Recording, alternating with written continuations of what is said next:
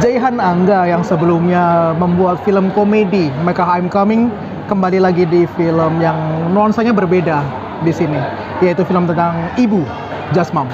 Selamat datang di Aska Review Movie bareng saya Aska Goldi.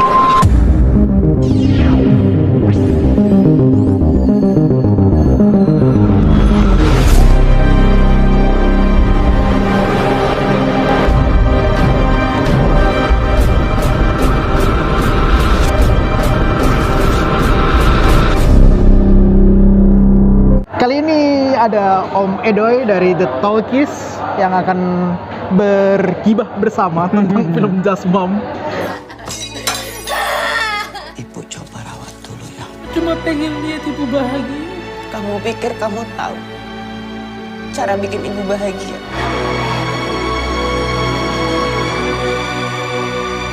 Oke, jadi ada sosok ibu nih, tokoh utamanya ibu kan, Siti diperankan oleh Christian Hakim. Yes. Punya 3 anak, Pratiwi, Niken Anjani, Ya. Damar, Ge Pamungkas, sama Jalu. Jalu yang tampilannya beda sendiri nih.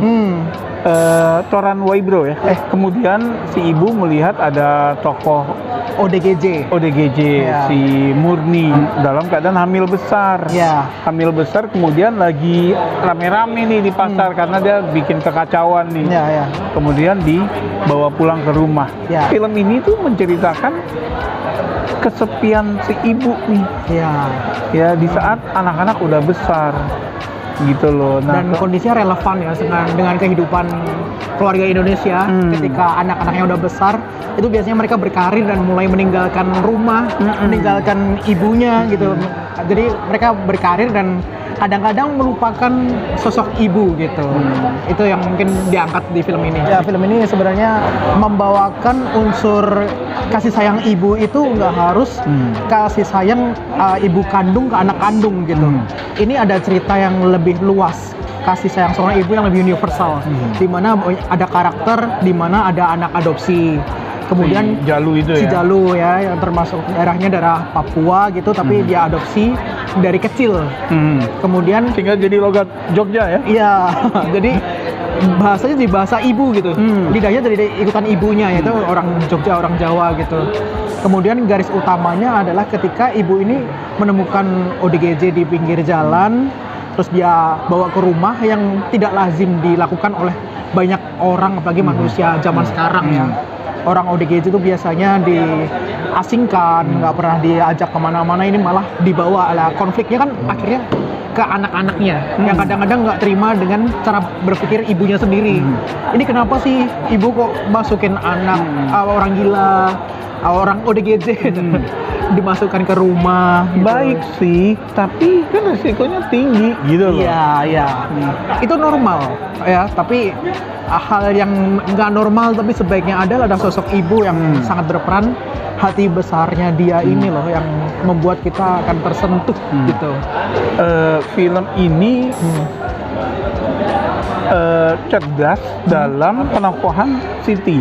Jadi tanpa harus ada yang cerita, oh dia orangnya baik, oh dia orangnya pemurah. Itu kita dengan komposisi keluarganya aja kita tahu bahwa dia mengadopsi Jalu. Kita langsung bisa dapat gambaran manusia macam apa Ibu Siti ini. Iya, dan kultur budaya Jawanya, Jogja termasuk ya, unsur kekeluargaannya itu emang sangat-sangat Jogja banget gitu. Termasuk dengan plot-plot adegan ada acara 1000 hariannya, kemudian gimana cara mereka mendidik anak-anaknya, terus cara berkomunikasi orang tua ke anak itu emang sangat-sangat Jawa banget lah gitu lah ya. Itu yang bisa ngerasa film ini jujur, sederhana banget pembawaannya, nggak muluk-muluk, nggak ada narasi-narasi dramatisasi yang berlebihan gitu. Jadi apa yang di-capture sama Jaihan Angga di sini tuh kesannya ya apa adanya gitu, ngalir aja, ngeflow gitu. Jadi kok pernah baca reaksi orang ya, ketika diputar di jok nih banyak banget yang nangis, banyak yang langsung inget orang tuanya gitu kan. Lu gimana? Ya ini jadi jujur ini film udah 2 kali nonton ya. Jadi pertama kali ada privilege kemarin ada di JAV, itu festival JAV, nonton itu udah nangisnya tuh dar gitu dari tengah sampai akhir itu udah fix kayak nggak bisa ketolong dari mata gitu. Sangat-sangat emosional, sentimental banget dan personal juga mungkin ya. Dan ini kali kedua, kupikir udah mati rasa gitu. Ketika nonton, lah ternyata di titik yang sama itu masih sama rasa emosionalnya itu ternyata masih kejaga gitu. Itu yang bikin ini film memang ada sesuatu magical gitu. Dan kayaknya Jayhana Angga itu emang selalu memberikan unsur hati yang kental tuh selalu berhasil gitu. Jadi Mecca Coming tuh film favorit gue film Indonesia favorit tahun 2020. Pakai hatinya tuh berasa. Benar. Dan shout outnya untuk Jayhana Angga itu. Ini kan film keduanya dia. Yang pertama komedi, yang kedua film sedih. Ini range-nya tuh beda dan jauh banget gitu. Genre-nya udah lintas genre banget, tapi dua-duanya works gitu loh. Ibaratnya dia tuh bisa memakan semua genre akhirnya gitu. Kita nggak skeptis dengan di komedi works, dia mau bikin apa nih sedih-sedihan, ternyata works juga. Jadi kan ada juga nih yang director spesialis komedi, kemudian dia coba ke genre lain, gagal biasanya. Ternyata gagap gitu ya. Gitu loh. Nah ini nih mulus banget nih. Jayhana Angga nih mulus banget. Ibu Christine Hakim selalu konsisten dengan perannya, tapi di satu film ini ada sebuah tribute moment karena posisi dia sebagai ibu tuh udah paling performanya top notch gitu loh. Mungkin kalau di Perempuan Terah Jahanam yang unsurnya ibu, atau di Seperti Dendam yang rada-rada nyeleneh gitu ya, jadi mak jerot gitu kan, kesannya dia nakal, tapi dia emosionalnya ngedelivernya bagus banget, dengan natural sekali, effortless lah ibaratnya. Maksudnya dia sebagai orang baik banget gitu kan ya. Jadi sampai maksudnya kan sepanjang film ini sebetulnya agak-agak mulus gitu ya. Lonjakan-lonjakannya tuh ombak-ombak tipis. Nah di sini tuh nggak ada acting yang berlebihan gitu kan ya. Gestur-gestur kecilnya itu yang memang kalau gue suka banget. Jadi yang kayak dia minum sendirian, cara dia minumnya gitu. Tapi memang jago juga sih framingnya ya. Betul. Ya, si ibu di pojok sendirian, selebihnya kosong tuh dapet deh nangkep sepinya. Pasti sebagai seorang aktor yang memang punya kelas sendiri nih, dia punya kalkulasi ketika ngangkat gelas sampai minum. Itu dia pasti ada hitungannya tuh. Temponya oke. Gitu. Temponya dan itu kita bisa ngerasain gitu. Sesimpel itu loh. Murni yang diperankan oleh Aisyita. Aisyita pun juga jadi salah satu karakter yang stand out di film ini. Dia menjadi karakter ODGJ yang sepanjang film dia nggak ngomong sama sekali, Om. Dia cuma ada satu kata, ya mungkin ini ada spoiler dikit, tapi ini penting. Dia cuma bilang satu kata, yaitu judulnya sendiri kan, Ibu. Selesai. Itu mendeliverkannya juga gila banget, ODGJ banget gitu.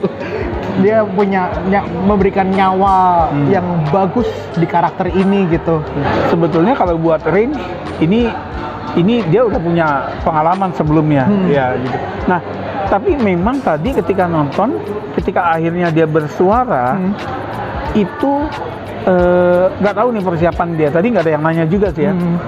Ketika suara pertama keluar, kata pertama keluar, itu berasa banget yang kayak serak-serak. Jadi yang kayak mulut nggak pernah dipakai untuk berbicara, kemudian keluar pertama kali dalam sekian tahun, itu berasa ya kayak kalau besi tuh kayak karatan gitu, kayak ada karatnya gitu tuh ya. Gitu. Nah, itu sih yang wah gila gitu ya. Secara body language-nya juga kayaknya dia nggak pernah menggunakan badan dengan baik, dengan maksimal gitu. Itu satu. Kedua, belum sempat riset nih background-nya gimana, tapi di situ dia sebagai hamil tua gemuk banget loh. Iya, oke. Iya kan? Benar. Tadi begitu muncul kan udah ramping lagi, tapi dia gemuk banget sehingga believable. Benar tuh, dan dia kan terinspirasi dengan kucing liar kan tadi diceritakan. Ya sumber inspirasinya emang out of the box, tapi benar-benar bisa tergambarkan dengan kita jadi kayak sadar, oh dia emang kelainan mental lah. Lanjutnya, ini karena terlalu keren filmnya, jadi banyak karakter yang bisa kita kulik. Ya, ketiga adalah anak tiri dari ibu Siti, yaitu Jalu. yang di sini diceritakan dia adalah anak adopsi sejak kecil dengan ras yang berbeda dengan orang keluarga Jogja yang dikepalai sama Ibu Siti ini. Menurut gue tokoh Jalu yang dibawain sama si Toran Waibro ini MVP-nya sih. Maksudnya, Yes. oke, mungkin Christian Hakim tuh nggak ada yang ngalahin, tapi Ya. kita udah terbiasa melihat dia bermain cemerlang. Iya. Nah ini mengejutkan gitu loh. Betul sekali. Si Jalu ini mengejutkan. Pertama dari karakterisasinya, oke, ini peran penulis skenario dan sutradara bahwa dengan melihat interaksi dia seperti tadi kita bilang, kita bisa menilai didikan macam apa di rumah, kita bisa nilai kenyamanan apa yang diberikan oleh Bu Siti dan almarhum suaminya kepada Jalu, sehingga Jalu tuh nggak ada minder-mindernya kan. Dia senyaman itu gitu loh. Dia nggak ada masalah dengan perbedaan casingnya Ya. gitu loh. Dan orang nggak ada yang mempermasalahkan itu. Sama sekali. Bahkan Sekali. di dialognya pun ketika dilihat foto masa kecilnya, dia tuh bilang anaknya lucu, tapi cengeng. Iya, Jadi dia kayak mereka gitu. nggak pernah membahas tentang ras itu.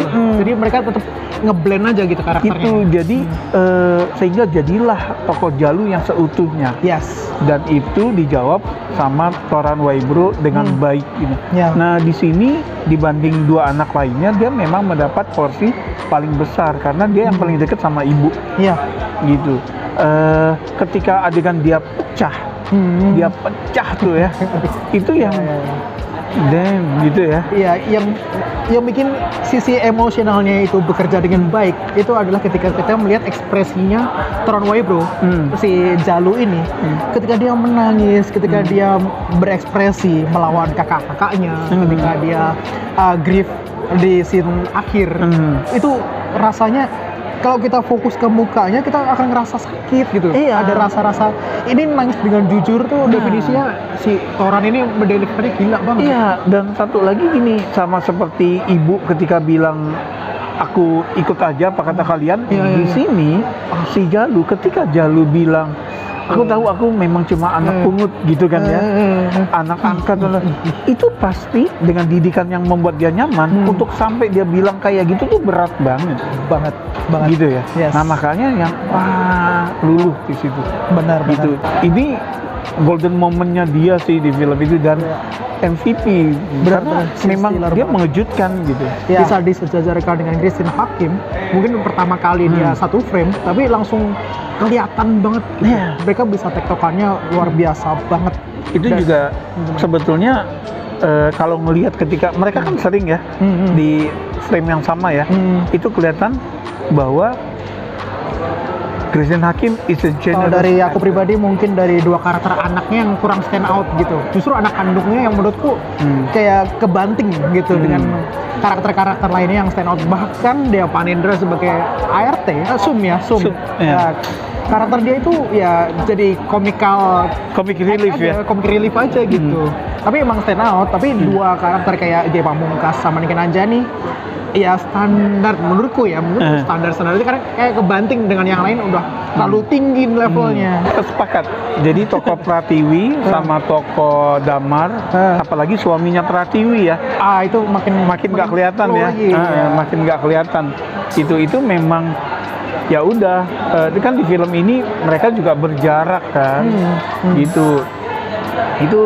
Itu memang mereka sayangnya karakterisasinya nggak terlalu menantang.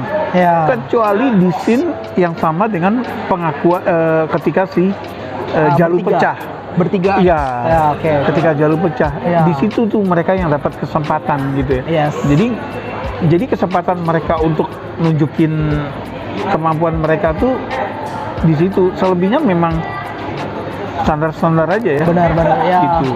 Kayak range-nya terlalu kebanting lah dengan karakter lain yang emang bener-bener gila-gilaan gitu. Gue Totalitasnya. termasuk suka dengan Dea Panendra di sini karena melihat yang kayaknya gila ya nih orang serba bisa, beneran serba Iya. bisa. Begitu jadi ART sini masuk Bener. gila. Kita tahu nih emang ART sekarang kayak gini nih, Iya. yang dirayu harus pakai headphone. Kalau ada kelemahan lagi, tapi ini kelemahan di banyak film ya. Ketika di sini kan terakhir tuh ada ya foto-foto, itu berasa banget beberapa yang Photoshopnya tuh gak halus itu. iya. Tapi itu Iya sih. even di film blockbuster Hollywood tuh masih banyak yang kayak gitu. Yes. Kenapa sih budget gede kalau di Hollywood ya? Budget gede tapi giliran Photoshop tuh kok masih jelek banget gitu. Nah di sini tuh berasa. Filmnya hitungannya itu simple, nggak ada teknis-teknis aneh yang terlalu sinematik atau yang gradingnya oke gitu. Sebenarnya itu sederhana banget gitu. Tapi dia pakai hati yang kuat. Jadi ada sentimentalnya dan pasti ini makanan orang Indonesia banget lah. Yang gampang baper, yang gampang cengeng. Ini kayaknya film-film yang membuktikan kalian ini orangnya cengeng atau enggak, atau sayang ibu atau enggak. Ya kayaknya film ini cocok buat kalian. Oke. Tapi mengingatkan sedikit banyak mengingatkan sama film Ibunda tahun 86. Oke, gitu aja untuk konten Just Mom. Jangan lupa nonton tanggal 27 Januari 2022. Wajib banget nonton bareng ibu, bareng keluarga, itu cocok banget gitu. Ya, kasihan loh yang misalnya ibunya udah pergi gimana? Iya, mungkin untuk mengenang ibu atau bersama keluarga. Ya, ini filmnya ramah keluarga lah. Sein, pulsa, kuota tuh ada sehingga habis nonton karena pasti kepingin nelfon yang apalagi yang jauh ya. Ini Pasti, barusan WA lagi. nah, pasti kepingin nelfon atau video call ke nyokap. Yes. Gitu. Ranjau bawangnya yang jelas banyak banget di sini. Aduh, kayak gitu mau cengeng-cengeng silahkan. Nah, Siap. oke. Makasih udah mampir. Sampai ketemu di episode berikutnya. Salam. Bye-bye.